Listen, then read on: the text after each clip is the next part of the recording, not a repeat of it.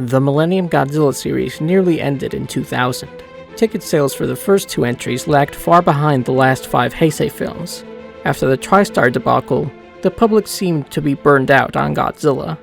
Toho had yet to commit to financing a third Millennium film when Godzilla vs. Megaguirus stumbled into theaters on December 16th, but they had already reached out to a director with a sterling reputation among Kaiju fans, Shusuke Kaneko, who helmed Daiei's Heisei Gamera trilogy. Having first asked Toho to direct Godzilla almost a decade ago, he wasn't about to let his chance fade out, impressing them with his vision for an overwhelmingly powerful, malevolent Godzilla with an equally powerful message.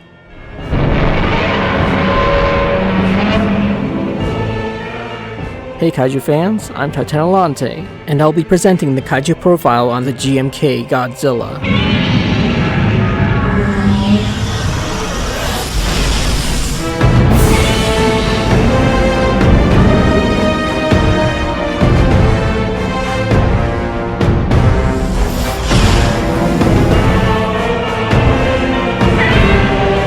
The GMK Godzilla stars in Godzilla, Mothra, and King Ghidorah, Giant Monsters All-Out Attack, by far the most commonly abbreviated title in the entire franchise. As another reboot that's only in continuity with the 1954 original, the film presents him as the second Gojira to emerge, 50 years after the first. Unlike his predecessor, this Godzilla is possessed by the millions of souls killed during the Pacific War, and seeks revenge against Japan for forgetting and ignoring the past. Opposing the god of destruction in his quest for retribution are the 3 guardian monsters of Japan, along with the nation's defense force. This incarnation has seldom appeared in non-film media since then, likely due to his unique origins and malevolence, although he and his film did have an outsized influence on Toho's latest entry, Godzilla -1. Shusuke Kaneko wasn't the first person to envision Godzilla as a literal specter of World War II. Writing about the original Godzilla in 1994, film critic Saburo Kawamoto described Godzilla as embodying the souls of Japan's military war dead. Still under the spell of Japan's emperor system, he spares the imperial palace in Tokyo, while showing the surrounding area, rapidly rebuilt after the war, no mercy. Longtime composer for the series Akira Ifukube agreed with Kawamoto's basic premise, saying in 1995 that this interpretation was common among his generation. A pacifist kaiju enthusiast like Kaneko would have been well aware of it, but he decided to have his Godzilla inhabited by all of the lives lost in the Pacific War, not just Japanese soldiers. As the character Hirotoshi Isayama explains in the film, these restless souls drive him to attack Japan because its people have forgotten the mass suffering their country was responsible for during the war. Yuri Tachibana theorizes that while the Japanese soldiers amongst these souls don't seek Japan's destruction themselves, they are outnumbered by the souls from other countries, as well as Japanese victims of the atomic bombs.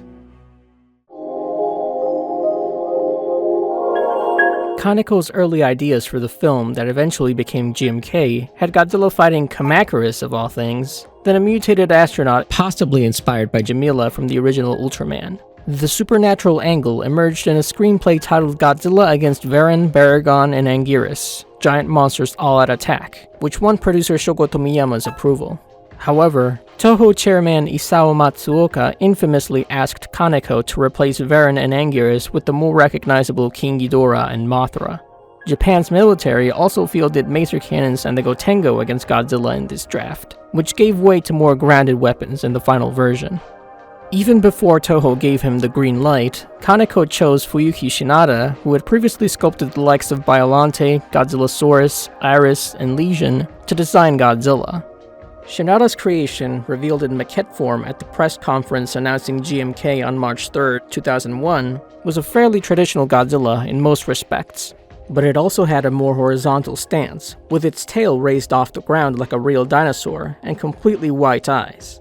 The latter intended to make Godzilla more frightening and conspicuously supernatural.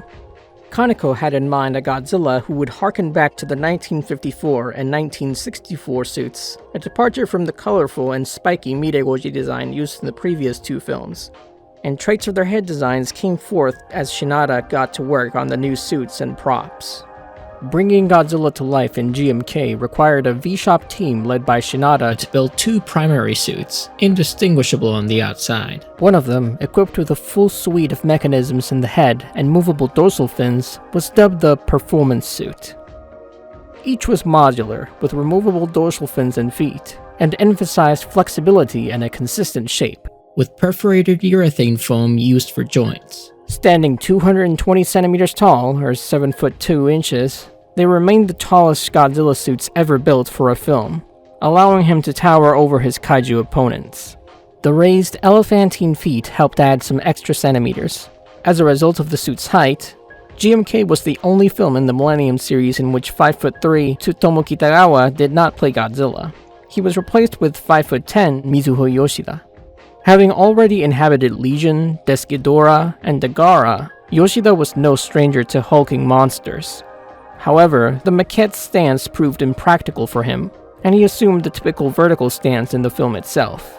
The suit's eyes also deviated slightly from the maquette. They remained white, but gained some gray veins. This was out of fear that the pure white eyes wouldn't photograph well, and could even be offensive on a homicidal monster, as white eyes are often used as visual shorthand for people with blindness in Japan. Mizuho Yoshida referenced Haruo Nakajima's performance in King Kong vs. Godzilla for the monster battling and Kenpachiro Satsuma's Heisei Godzillas for walking. To make the role his own, he tried to incorporate more hand movements, playing to the costume's strengths, and walked with his arms further away from his body, with his palms held down. Norman England, reporting on the film for Kaneko's website and Fangoria, was highly impressed. To describe Yoshida as simply a hard worker would be a disservice. He's not only channeling every ounce of effort into his performance, but is enjoying the hell out of it. When not playing Godzilla, he's talking to someone about an upcoming shot, or he's off on the sidelines striking Godzilla stances and growling about the stage.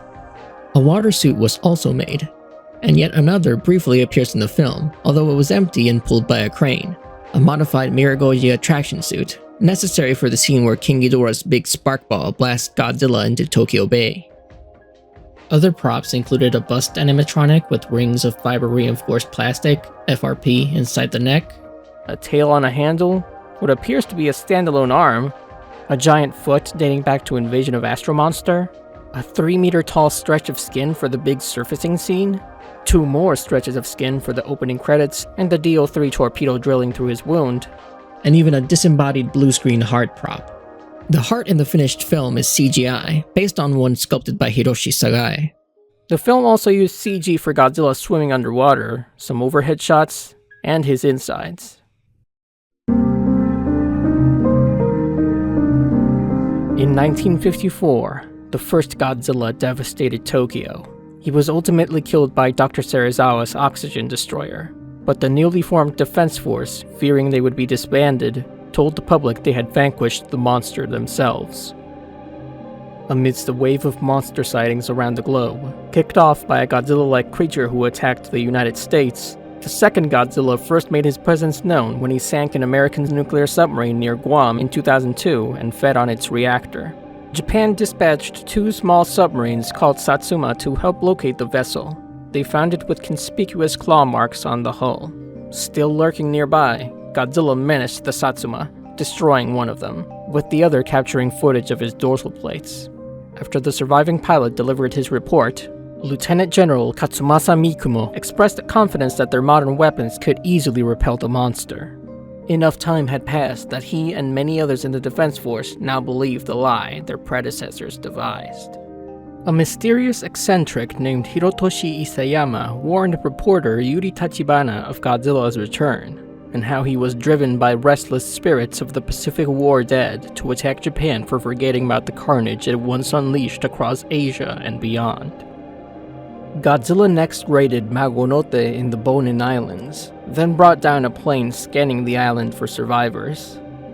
He reached the Japanese mainland several days later, rising out of Yaizu Harbor. After seeming to target a survivor from Magonote who'd been hospitalized, the kaiju fired his atomic breath at a group of fleeing citizens, generating a mushroom cloud. He rampaged his way to Hakone, where he was confronted by Baragon, one of the 3 ancient guardian beasts who had awakened to protect Japan from him. The god of the earth made the first move, digging out the ground beneath Godzilla's feet to knock him over and then jumping onto and sinking his teeth into his arm. Godzilla soon hurled the subterranean monster away and subsequently brutalized him. Once Baragon managed to get to higher ground, he attempted another jump attack. This time, Godzilla checked him with a tail swing. As Baragon tried to clamber up the cliff once more, the Big G fired his atomic breath into the side of the cliff. With the resulting landslide leaving Baragon vulnerable, the King of the Monsters promptly obliterated his foe and could proceed unimpeded. By nightfall, a squadron of F-7Js were deployed to intercept Godzilla. Their bombs were only effective in annoying him, however. He swiftly shot down the fighter jets and continued his march towards the heart of the capital region. The defense force set up at Yokohama, with Yuri's father, Brigadier General Taizo Tachibana, taking command. Two more guardian monsters, Mothra and Ghidorah, emerged in Lake Ikeda and Aokigahara respectively, and converged on the city. Mothra arrived first, attacking Godzilla with her wings and stingers and evading his atomic breath. Ghidorah emerged from underground as she grappled Godzilla, electrifying him with his bites. Godzilla responded with a bite of his own, batted Mothra out of the way with his tail when she tried to intervene, and hurled Ghidorah into a building. He unleashed his atomic breath against Ghidorah, knocking him unconscious, but Mothra shielded him from a second blast. The defense force made its move, targeting Godzilla with DO-3 missiles designed to drill through rock, but the weapons failed to penetrate his hide, and his retaliatory strikes wiped out 90% of the outfit. He closed in on Tachibana's ship, the battlecruiser Aizu, only to turn and vaporize Mothra when she again tried to intervene. Her life force flowed into Ghidorah, reviving him as the winged King Ghidorah. His energy shield blocked Godzilla's atomic breath before he launched it at the King of the Monsters. The tremendous explosion blasted Godzilla into the bay and opened up a small wound on his shoulder. King Ghidorah and Godzilla continued their battle underwater. Aizu launched two Satsumas armed with DO-3 torpedoes in the hopes of firing them into his wound, with one of the submersibles piloted by Taizo. At the last moment, however, Godzilla moved one of King Ghidorah's necks into the first torpedo's path. He felled the dragon with his atomic breath, then grabbed Taizo's sub, which had yet to fire its weapon. Dangling over the water after a stray blast from Godzilla had struck the bridge she was reporting from, Yuri dropped a piece of a sacred stone left for her by Isayama. It revived King Ghidorah for a second time, allowing him to break the fall of her and novelist Mitsuaki Takeda. Taizo escaped Godzilla's grip as King Ghidorah re-engaged him. Glowing with power, King Ghidorah assailed Godzilla with gravity beams, but after a few hits, he began to absorb them. Godzilla responded with a gravitational atomic breath, which blew Ghidorah to pieces. The spirits of the three guardian monsters then manifested and soared into Godzilla, causing him to sink into the bay. Seeing no other prospect for victory, Taizo piloted his sub into Godzilla's mouth and fired the DO-3 torpedo at his wound from the inside. Godzilla surfaced to confront Yuri and Takeda, but just then, the torpedo emerged from his shoulder and detonated, leaving a sizable hole. Godzilla attempted to annihilate the two humans, only for his atomic breath to twice shoot out of his shoulder. Wounded, he toppled underwater. Taizo escaped through the hole, and when Godzilla took aim at him with a third ray, the monster exploded. Yuri's boss, Haruki Kadokura, ordered the channel to produce a special on Godzilla, only to find that Isayama had disappeared from Yuri's video of their interview. Atsushi Maruo, another reporter, divulged that he looked Isayama up and learned that he went missing during the first Godzilla's attack, leaving Kadokura shaken. At the bottom of Yokohama Bay, Godzilla's disembodied heart continued to beat.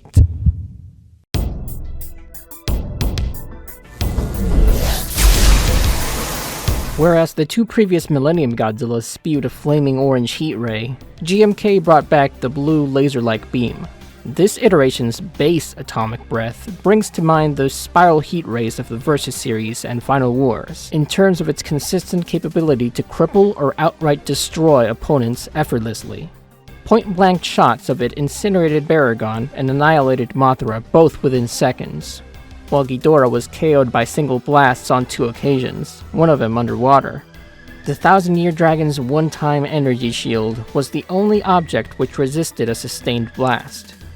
When Godzilla first unleashed the heat ray, it produced a large mushroom cloud, and the accompanying shockwave was felt even from kilometers away. Moreover, this Godzilla is a quick-draw sharpshooter with his heat ray, dispatching all 4 F-7Js, dropping bombs on him in 5 seconds. His aim only faltered against the more maneuverable Mothra. After channeling the energy from King Ghidorah's gravity beams into his dorsal fins, Godzilla fired a gravitational atomic breath, a stronger variant of the heat ray wrapped in a yellow spiral, against the 3-headed monster, triggering a spectacular explosion.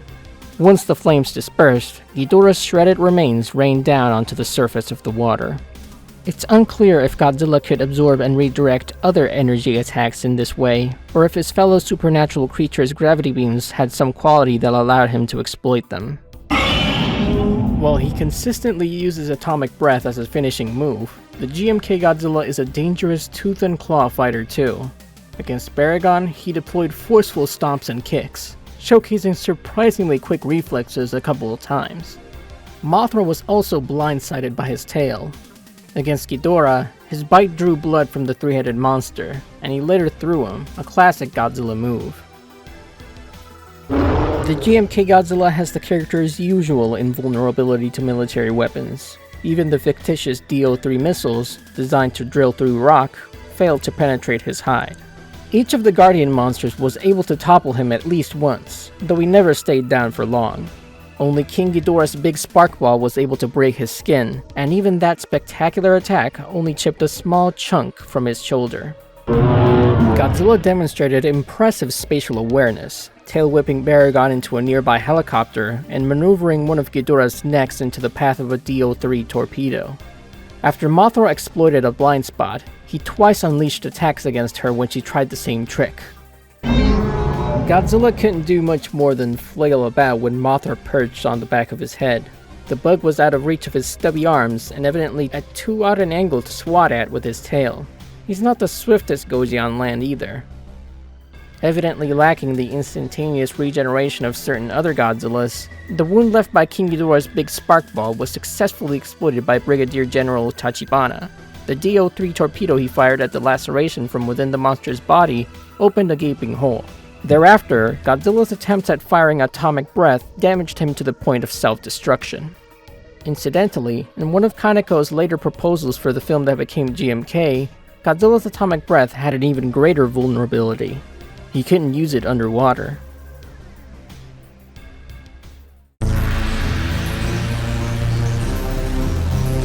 Back in the design section, we cautiously qualified the GMK Goji as being the tallest Godzilla suit used in a film. That's because there's one suit used for a licensed appearance of the King of the Monsters which might be taller. The one from the 2014 Godzilla Snickers commercial. Sadly, we don't have exact specs for the Snickers Goji, but we do know who wore it for the commercial, Douglas Tate, as well as his height, 6'4". Factoring that info and looking at the available behind-the-scenes photos, it's very possible it surpasses the Sokogeki Goji's build 7'2" height. GMK received a one-shot manga adaptation in Telekoro comic, most notable for cutting Baragon out of the story. It also marked the end of manga adaptations for Toho Godzilla films as a routine matter. The only entry to receive the treatment since has been Planet of the Monsters.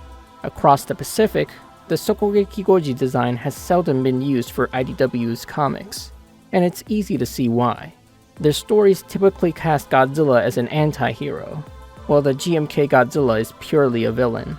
Godzilla in Hell No. 4 represents its only major appearance thus far, one of several forms Godzilla takes on throughout the miniseries.